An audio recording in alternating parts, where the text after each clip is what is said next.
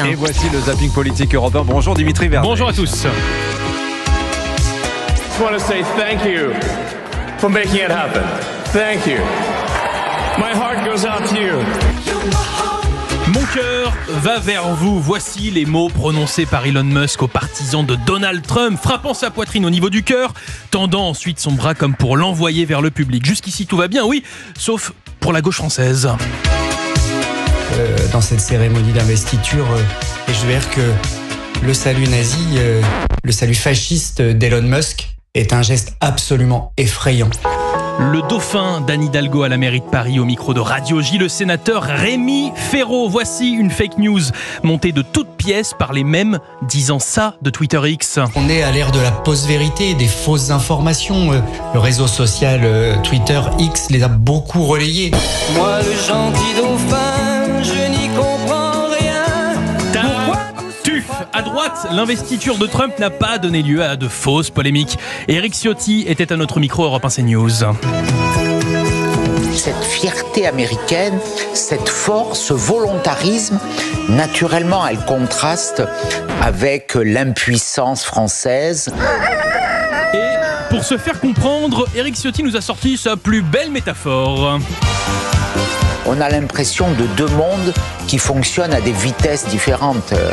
De l'autre côté, un avion supersonique que rien ne peut arrêter. Et nous, on a l'impression de rouler dans une vieille 4L, sans GPS, sans climatisation, qui ne sait pas où nous allons, qui ne sait pas où elle va. Ouais, bon, c'est plutôt bien résumé. La France, une vieille 4L sans GPS, avec en plus de ça, des conducteurs loin d'être des as du volant.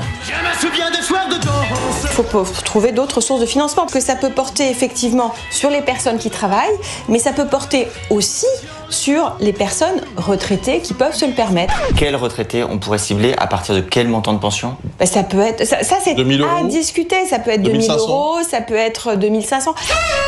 Ouais, puis ça peut être 1500, 1000 euros. La ministre du Travail, Astrid Panosyan-Bouvet sur TF1, proposant de taxer les retraités. Réponse du député RN, invité de BFM, Laurent Jacobelli.